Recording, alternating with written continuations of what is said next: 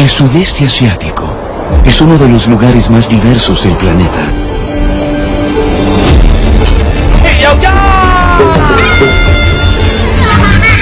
Con tantas culturas y religiones diferentes, todas conviviendo juntas. Y yo soy un ejemplo de ello. Mi nombre es Peter Lee. Soy un académico de Singapur de ascendencia Peranakan, chino, con una pizca de sangre malaya. Celebro ser mestizo. Está en mi ADN. Mi pasión es recolectar artefactos que ofrezcan una nueva historia. Es un cuento de hadas europeo, pero está representado en un batik de Indonesia. ¡Ah, qué maravilloso!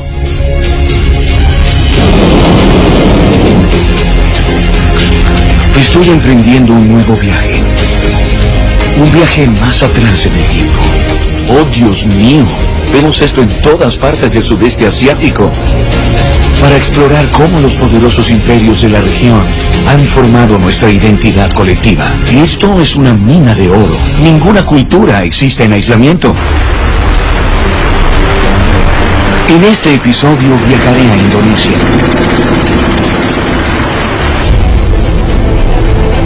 Para investigar un imperio de hace 700 años que alguna vez dominó estas islas. Crearon un imperio comercial tan vasto que se extendía más allá de la ruta de las especias.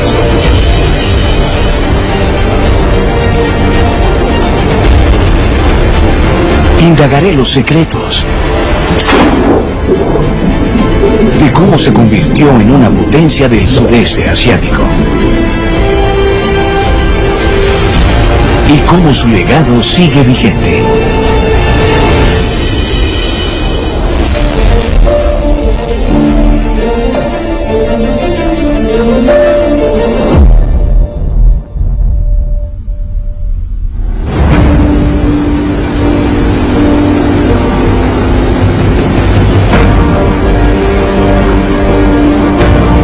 Indonesia, el estado insular más grande del mundo, es un archipiélago de más de 17.000 islas, más de 6 religiones y 300 etnias distintas.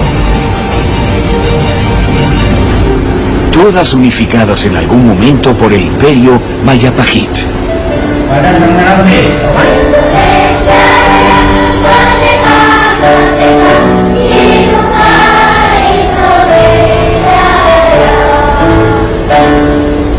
¿Quiénes somos? ¡Indonesia! Muy bien, chicos. Hola. Hola. Para saber cómo es que todos conviven juntos como una sola nación, vine a una clase de educación cívica de 4º grado. Me llamo Peter Lee. Soy de Singapur. ¿Saben dónde queda Singapur? Sí. Muy bien. Singapur es una isla pequeña, mientras que Indonesia es grande y solo tenemos 4 etnias principales. Por eso hoy quiero aprender un poco más de Indonesia. ¿De dónde son sus familias? ¿Hay alguien de Java? No. Java Oriental, sur de Celebes. Muy bien. Betawi. Java Occidental, Sunda. Sí. Sunda. China. De China. Oran China. En Singapur nos consideramos un crisol de razas, pero solo aquí hay más de 10 etnias.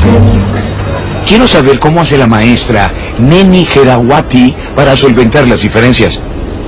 Estos alumnos provienen de diferentes grupos étnicos, pero esta diversidad no debe ser un obstáculo para que permanezcan unidos.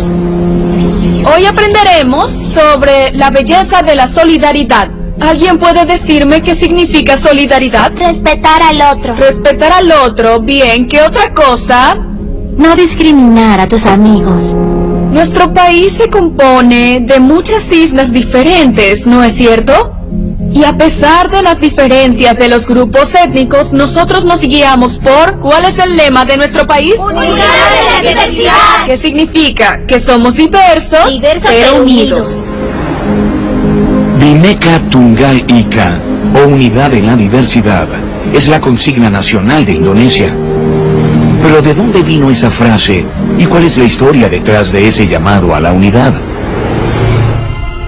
Este es el Sutasoma, el manuscrito más antiguo de la Biblioteca Nacional. Se cree que fue escrito durante el apogeo del imperio Majapahit. ¡Wow!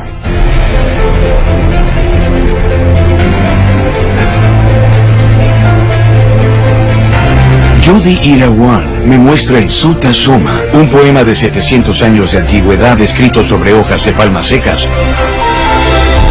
He manipulado muchas cosas antiguas, pero nunca algo de tanta importancia nacional. El Sutasoma cuenta la historia de la odisea del príncipe Sutasoma. Él vio muchas cosas durante su viaje. Sutasoma fue un príncipe de la India a quien no le interesaba gobernar, así que abandonó su reino para viajar. Una historia cuenta la lucha entre religiones. Un rey malvado llamado Purushada se alimentaba con la carne de sus súbditos. Para ayudarlos, Buda reencarnó en el príncipe Sutasoma y ofreció su cuerpo. Pero esto ofendió a Purushada, quien llamó al señor Shiva, el dios hindú de la destrucción, para que matara a Sutasoma. Buda y el señor Shiva lucharon, pero ambos eran igual de fuertes. La batalla continuó hasta que los sacerdotes les pidieron que se detuvieran. Porque aun cuando lucían diferentes, en realidad eran uno solo. Diferentes, pero uno solo. Y de allí viene el famoso lema. Sí, Es maravilloso.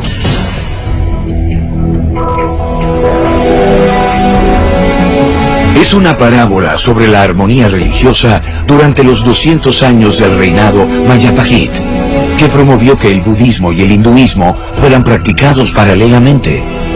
Una idea de tolerancia que sigue resonando hasta hoy. Se dice que el Majapahit fue el primer reino que unió al diverso archipiélago. Y para entender cómo floreció, comenzaré por el principio. En 1289, un enviado del emperador mongol, Kublai Khan, llegó a Java a exigir lealtad. Pero el rey Kertenagara les respondió mutilando sus rostros. Como venganza, Kublai Khan envió una poderosa flota de 1000 barcos y 20.000 hombres para destronar al rey javanés. Pero al desembarcar en Java 3 años después, el rey Kertenagara había sido asesinado y su trono lo ocupaba otro rey. Un príncipe llamado Raden Wijaya vio su oportunidad. Se ofreció a ayudar a los mongoles a destronar al nuevo rey y juró lealtad al gran Khan. Juntos atacaron.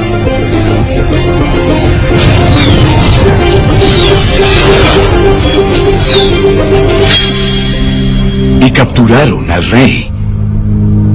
Pero entonces Raden Wijaya atacó a sus aliados por sorpresa.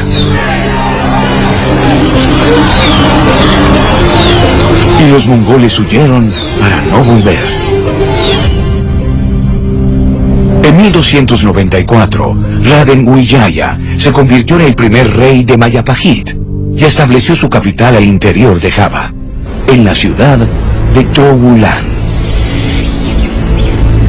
Hace siglos, este era uno de los portales más importantes. Puertas divididas como estas se hacían para impresionar e intimidar. Y es exactamente como me siento ahora.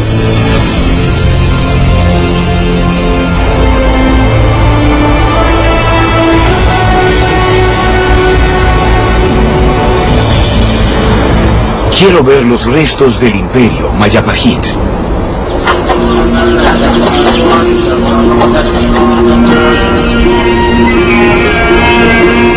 La gente de Majapahit rendía culto en estos lugares llamados Chandi, Casi siempre eran templos hindúes o budistas, pero la gente a menudo visitaba ambos.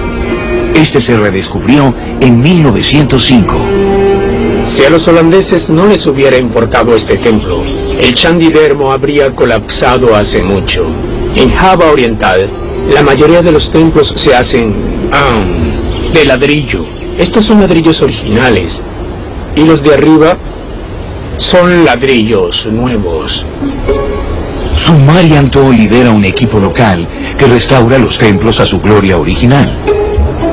El trabajo se hace en las alturas, pero sufro un poco de vértigo. Este tipo de escaleras no son de mi agrado. Oh, por Dios, no puedo mirar abajo.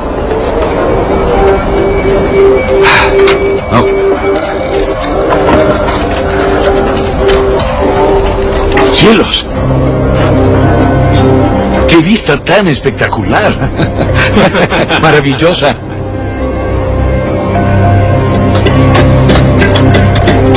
El diseño se basa en restos de antiguos ladrillos, por un lado, e incluso hay ladrillos tallados que han sobrevivido. Esto lo dejan así para que ustedes puedan ver que es original y que fue reemplazado.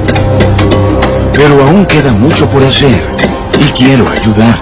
Ahora se humedece con agua y se nivela la parte trasera.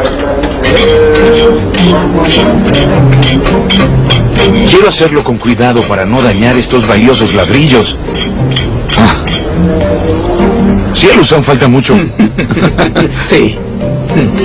El siguiente paso es reducir los ladrillos. Miren lo perfectamente alineados que están estos ladrillos. A este nuevo ladrillo hay que frotarlo hasta que ajuste perfectamente. Es mucho trabajo, no es algo fácil. Ya llevo 20 minutos y ni me acerco a los estándares de Pak Sumaryanto. Me están ayudando a darle los toques finales. El último paso es ajustarlo con argamasa. Encaja perfectamente. Es maravilloso ver la herencia Mayapahit restaurada, sobre todo porque casi el 90% de los indonesios actuales no son hindúes ni budistas.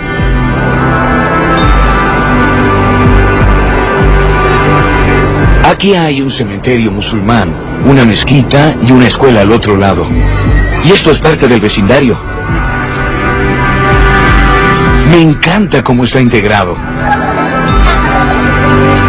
Es una experiencia maravillosa. La tolerancia religiosa de Mayapahit trajo paz al reino. Pero fue la geografía, su posición en la isla de Java entre la India y China, lo que la convirtió en una potencia comercial.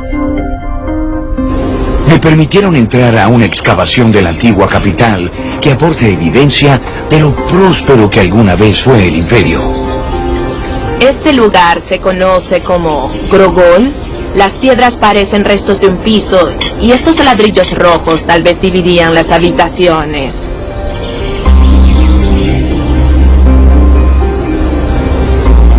Yusmaini Eriawati y su equipo han descubierto las bases de una vivienda, con artefactos de 700 años de antigüedad. ¿Solo le voy removiendo la tierra? Sí, y poco a poco quedará al descubierto. Esta es una valiosa pieza de una antigua vasija de cerámica.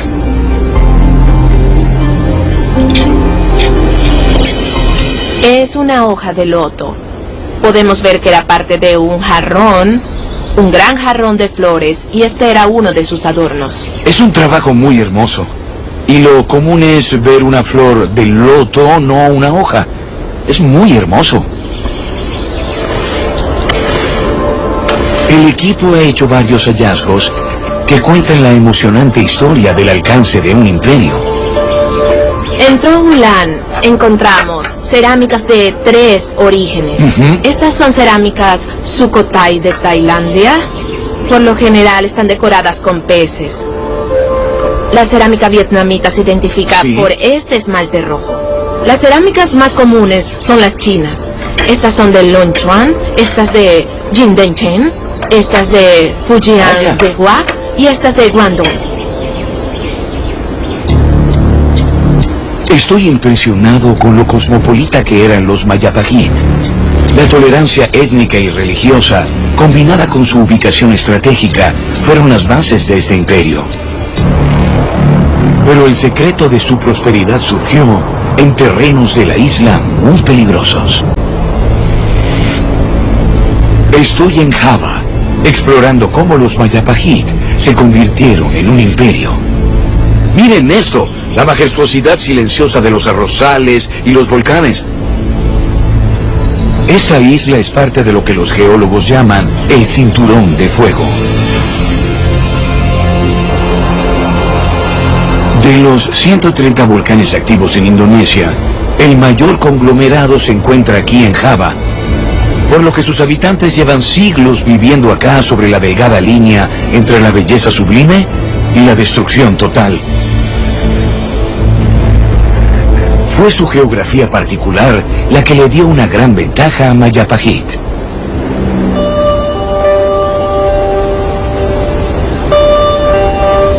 Ayudó a Darso Widodo, un granjero de tercera generación de Karampandan, Java Central, a sembrar vegetales. ¿Está bien? Esto es tomate. ¿Tomate? Esto es pimiento rojo. ¿Lo estoy haciendo bien? Sí. ¿Así? Sí. ¿Está bien? Sí.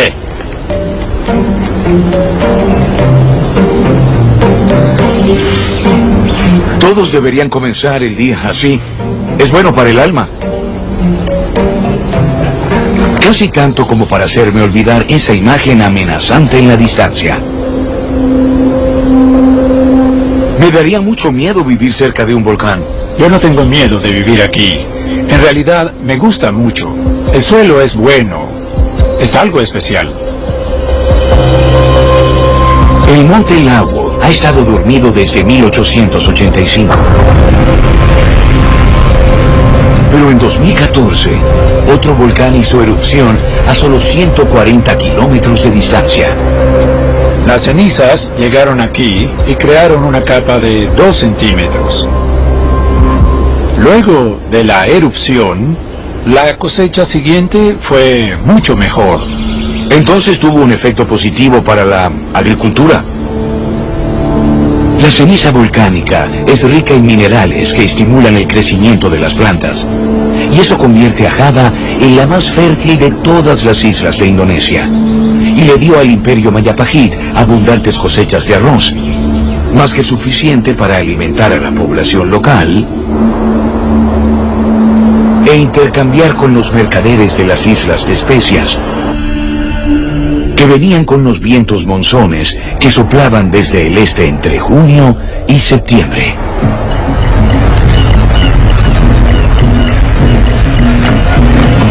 Los botes iban cargados de especias como ajo, nuez moscada y macis, que cambiaban por arroz.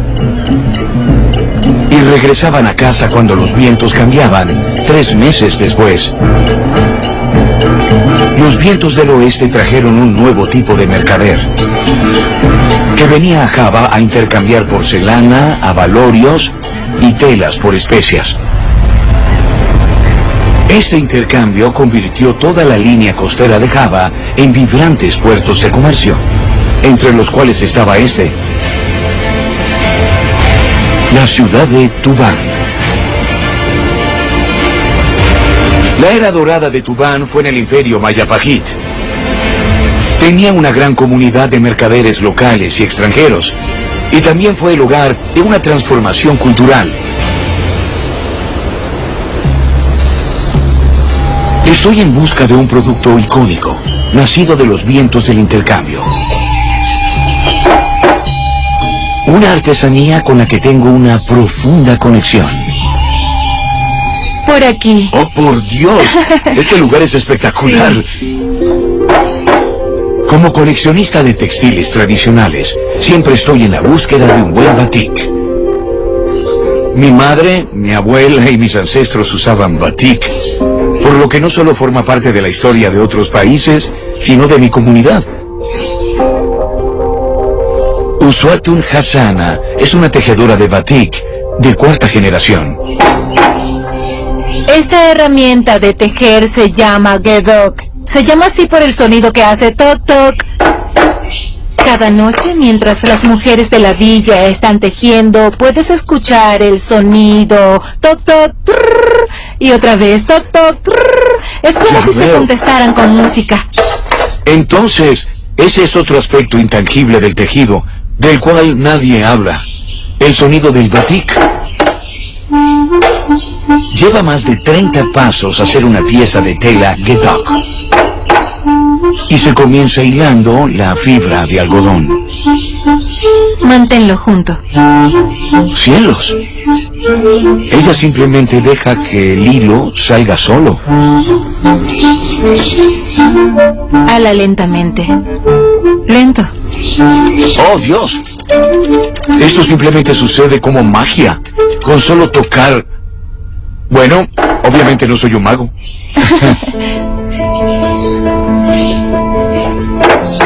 Cuando la tela está lista, viene mi parte favorita. El diseño de los patrones usando cera. Como académico, me interesan mucho los diseños.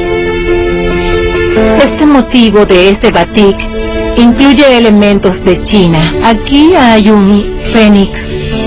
También hay un elemento hindú javanés que representa al Mayapajit. Hay elementos de la India. Entonces todos van mezclados. Todo va mezclado. Yeah. Por ser Pedanakan y estar tan mezclado, me encanta esta maravillosa mezcolanza de patrones vibrantes.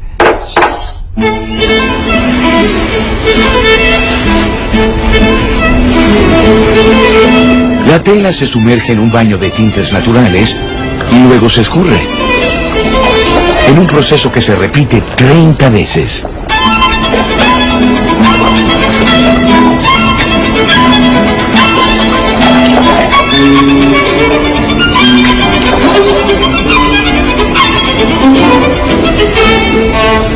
Este es un proceso de oxidación y comenzamos a ver los patrones. Con los años, las manos de mi madre quedaron azules. ¿Te gustó? Sí, es la primera vez que lo hago.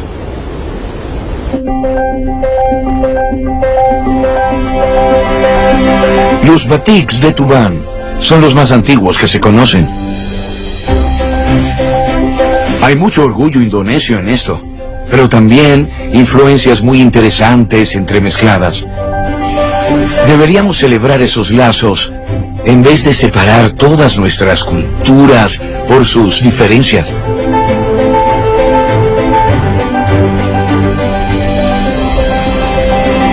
La tolerancia étnica y religiosa y su ubicación en el corazón de la mayor ruta comercial produjo una amalgama cultural que fortaleció al imperio Mayapajit. Pero fue un legendario primer ministro el que llevó al imperio a su era dorada en el siglo XIV. El general elefante Gajah Mada, del que se dice hizo el juramento de no probar ninguna especia hasta que todas las islas externas estuvieran bajo dominio Mayapajit.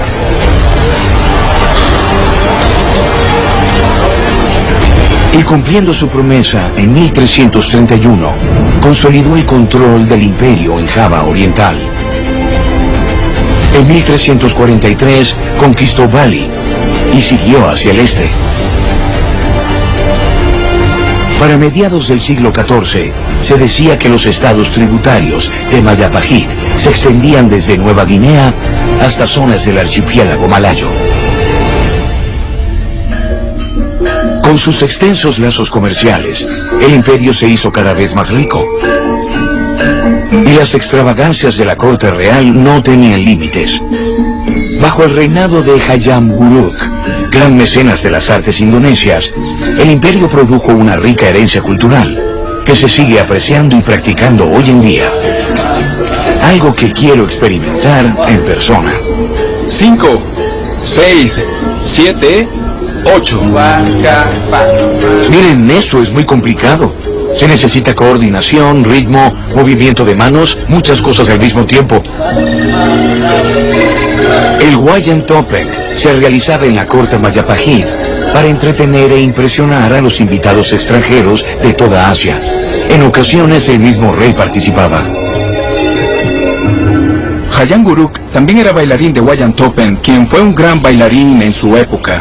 Su madre era cantante y su padre tocaba el tambor doble. Venía de una familia de músicos. Sí. Como la mía.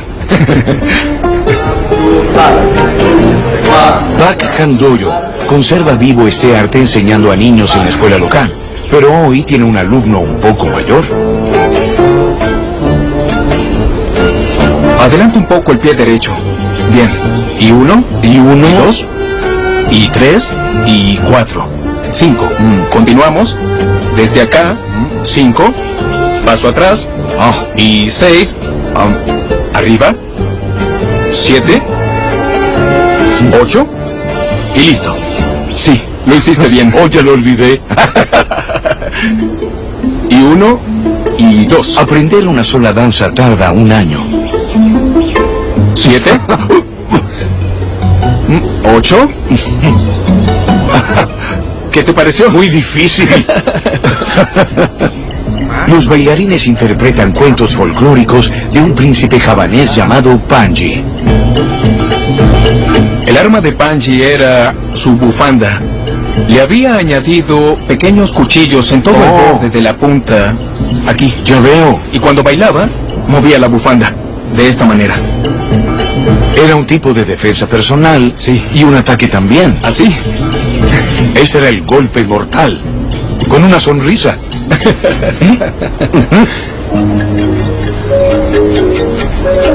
Wayantopeng significa danza enmascarada. Los personajes nobles tienen rasgos delicados, mientras que los malvados poseen ojos protuberantes y colmillos. El color verde queda reservado para el príncipe Panji, un papel que Pak Han Doyo me ofreció en esta presentación comunitaria. Ah, me siento de la realeza. Ya estoy listo. Llegó la hora de impresionar a la audiencia como un rey Mayapahit.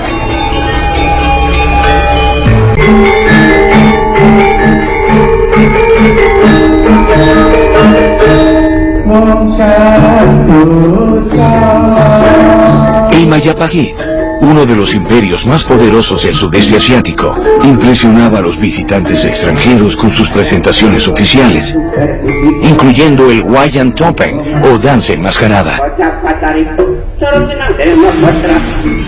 Uno de los cuentos predilectos era la fábula del príncipe javanés Panji. Panji viaja en busca de una flor celestial que solo reciben los puros de corazón. Un regalo para la mujer de sus sueños. Pero su archienemigo, el rey Clono, tenía otros planes. Sus secuaces intentan robar la flor y comienza la batalla.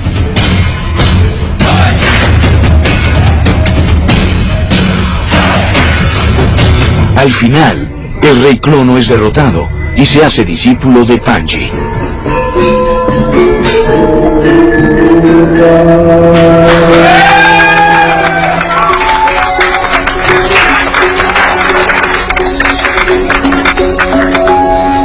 Las historias de Panji representan la suma de la experiencia humana: amor, pérdida, desesperanza, persistencia y finalmente felicidad. Esto fue realmente maravilloso. Solo pienso, Hayam Guruk y todos esos reyes realizaban esta danza y ahora yo hice exactamente lo mismo. Las historias de Panji son grandes épicas de amor. ¿Pero qué nos dicen del Mayapahit? Para averiguarlo, visitaré el templo estatal del imperio.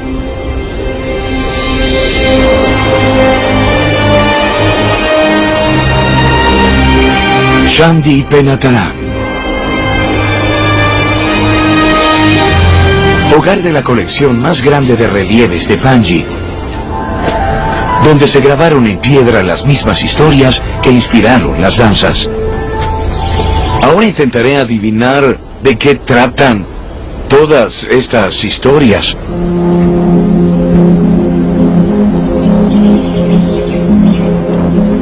Es fácil identificar a Panji por su gorro, que en realidad es un tocado javanés.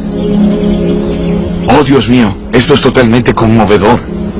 Aquí está Panji con su pergamino, su carta de amor, y está a punto de dársela a una paloma.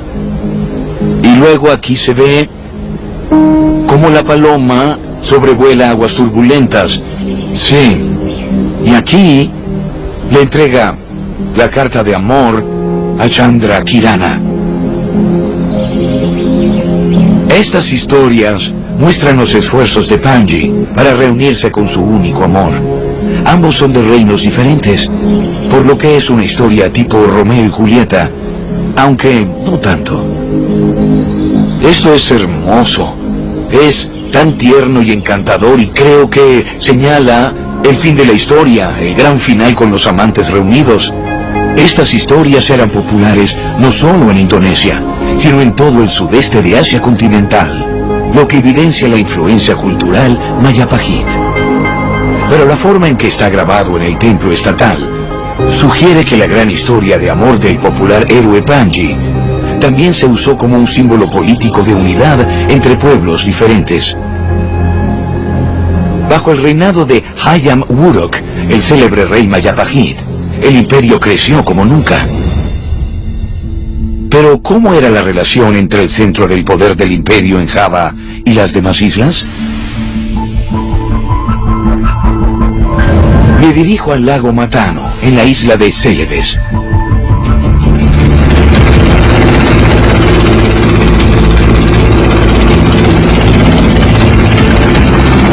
Aquí, los investigadores buscan en el lago más profundo de Indonesia por pistas de cómo el imperio controló a estas islas lejanas. El agua es cristalina. Iré con ellos ahora. Este fue un asentamiento junto al lago que posiblemente se hundió en un terremoto. Está lleno de guijarros de diversos tamaños y rocas. También puedo ver artefactos. Es increíble. Y aquí está la verdadera magia. Una antigua herrería hundida 15 metros bajo el agua. El arqueólogo Shinatria Adityatama y su equipo extraen artefactos para examinarlos.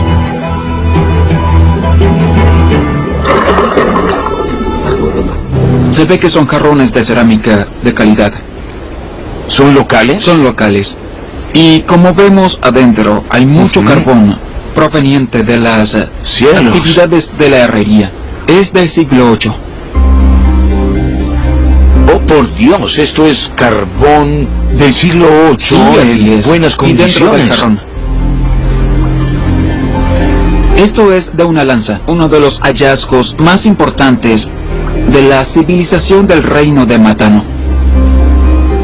Es increíble.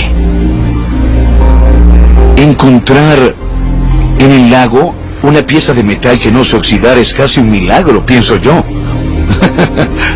Célebes significa isla de hierro, pero son los restos de níquel los que han conservado estos artefactos por siglos. Matano produce hierro de alta calidad, y lógicamente por eso lo querían en Java. ¿Entonces exportaban este material? Posiblemente. Majapahit era un imperio muy grande y necesitaba defenderse. Shinatria me explicó que los historiadores siguen sin ponerse de acuerdo en cuanto al alcance del dominio Majapahit sobre las islas de Indonesia. Para saber cómo recuerdan su historia los nativos, me emociona mucho conocer a alguien que realmente puede hablar por su pueblo. El Mokole, rey de Matano. Cuando Mayapahit peleaba una guerra, todo el hierro se producía aquí en Matano. Entiendo. Cuando los Mayapahit venían, la relación con ellos era solo comercial, solo de negocios. Entonces, ¿el intercambio de hierro era amistoso? Sí. Hay evidencia de que los Mayapahit controlaban directamente a Java Oriental, Bali y Madura. Pero el poder del imperio mucho más allá podría deberse a la riqueza y reputación de su comercio, que le otorgaron influencia sin precedentes sobre las islas externas hoy conocidas como Indonesia. Pero para 1389, la era dorada del imperio estaba por terminar.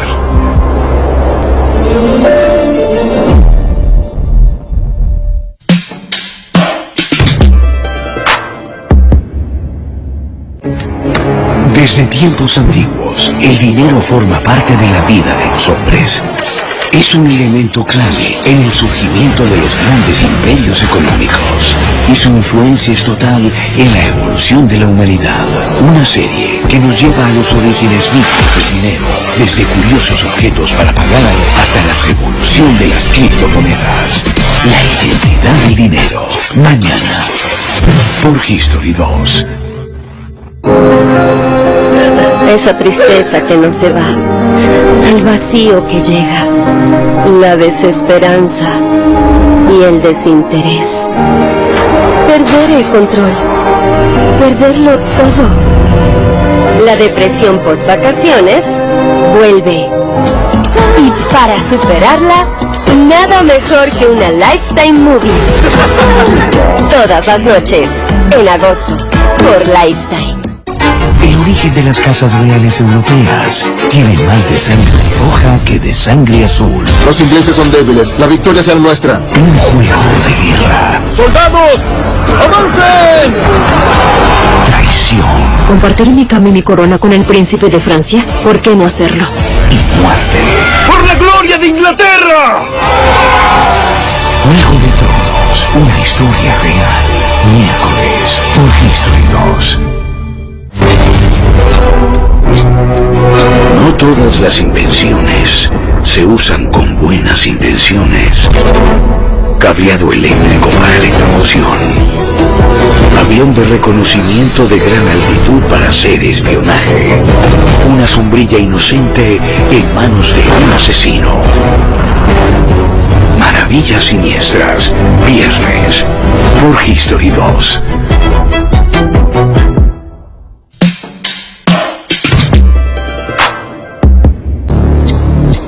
Por 40 años, bajo el reinado del gran Hayam Wuruk, el imperio Mayapahit ejerció una influencia considerable sobre lo que hoy se conoce como Indonesia. Pero los comerciantes del Medio Oriente, India y China trajeron con ellos una nueva fe que provocó un cambio. Construida en 1421, Masjid Sunan Ampel es la mezquita más antigua de Java Oriental. Lleva el nombre de un santo musulmán que, se dice, predicó el Islam aquí.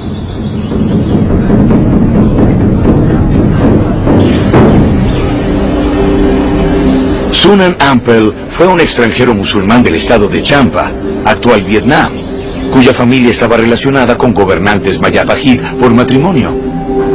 Al llegar a Java, se le dio libertad de enseñar la fe islámica. En el siglo XV, el Islam era la religión de los comerciantes y era tolerada por los Mayapahit.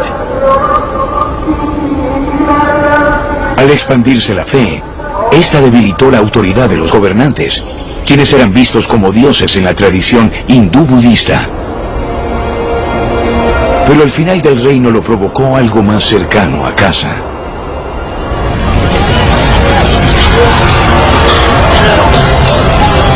Cuenta la leyenda que los Mayapahit atacaron a otro imperio indonesio, el Sriwijaya, en 1398. El rey Sriwijaya fue expulsado de su trono en Singapura y huyó al norte, a Malaca. Allí se convirtió al Islam y comerció con musulmanes del Medio Oriente, India y China. creando un nuevo foco de comercio que rivalizó con los Mayapajit.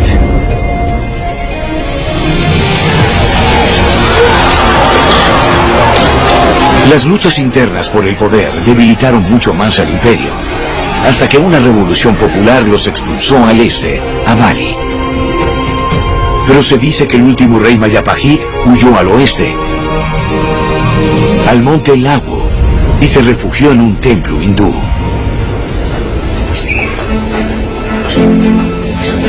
Han pasado 500 años desde la caída del imperio Mayapajit.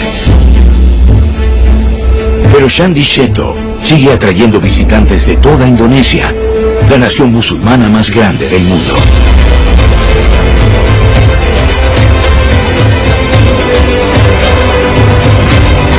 Hoy se celebra Kuningan, un día en el calendario balinés para honrar a los ancestros. Este pañuelo en la cabeza es un símbolo de la pureza Mayapajit. Me emociona acompañar a Pak Jiro, un sacerdote hindú en un ritual de los tiempos Mayapajit. Ahora procederemos a rezar para que todos nuestros ancestros alcancen la misma gloria de las almas que están en el Nirvana. Las ofrendas son para una despedida final a los ancestros en su regreso al cielo. Estos son los primeros escalones. Aún faltan más.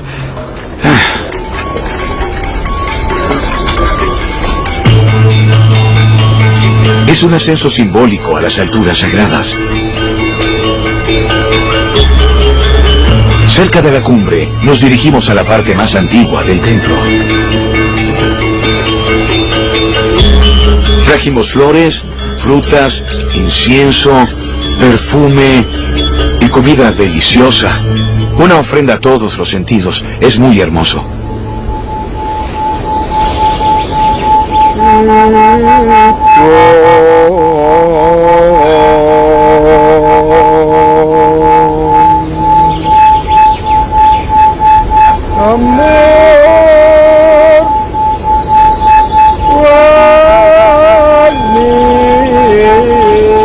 Se comienza con una campana y un solo tono. En verdad me conmueve profundamente. Esta maravillosa ofrenda me hace evocar los bellos momentos familiares. Y es un sentimiento universal muy especial. Es imposible no pensar en mis fallecidos padres. Les pido disculpas, soy un bebé llorón.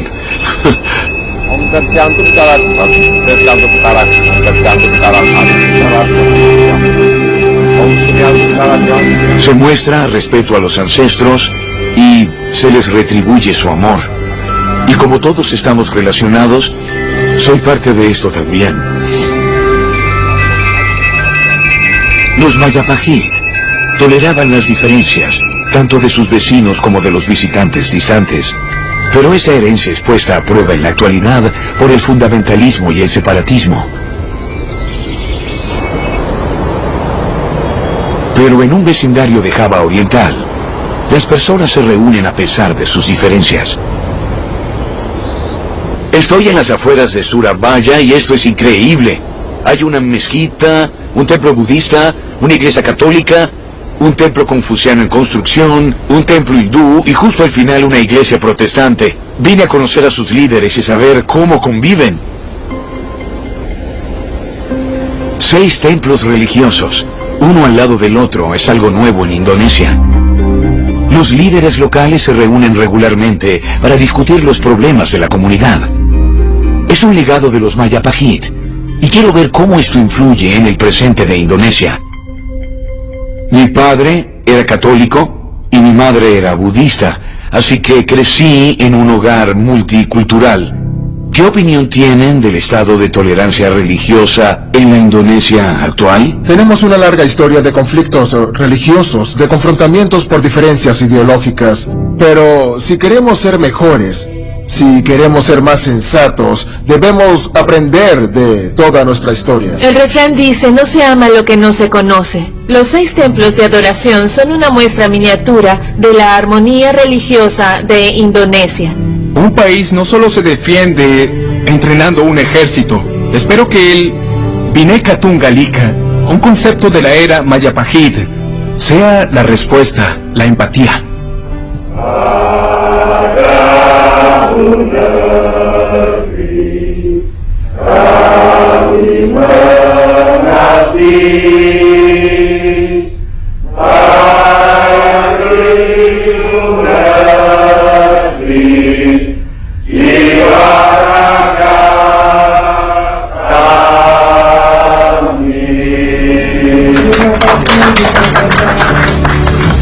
En un clima cargado de intolerancia, este es un símbolo de esperanza.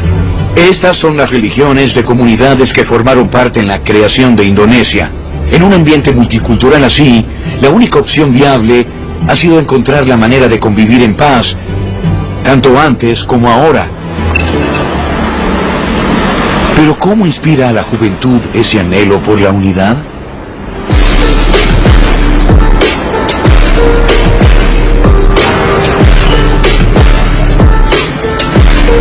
¡Oh Dios, soy un artista callejero! No quiero echarlo a perder, lo haré con cuidado. Sí, con el aerosol hay que comenzar despacio. Exco y su grupo son artistas callejeros que forman parte de lo que llaman muralactivismo. No te acerques mucho, mantén cierta distancia, si no empezará a chorrear.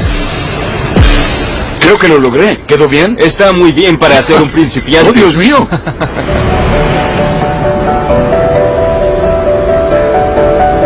Al fin veo el mural tomar forma. Es una mezcla de colores y figuras diferentes que se unen en un apretón de manos. Me encantan la fuerza y el poder de tu obra. Simboliza una Indonesia unida. Los colores simbolizan el pluralismo, las culturas en Indonesia. Sueño que no haya conflictos, no más violencia, no más racismo. Al ser javanés oriental y descendiente de los Majapahit, quiero una Indonesia más unida. Hay que alcanzar el ideal de unir a todas las regiones del archipiélago de Indonesia, esa es la idea. Y no soy el único. Muchos jóvenes piensan lo que yo pienso. Me encanta.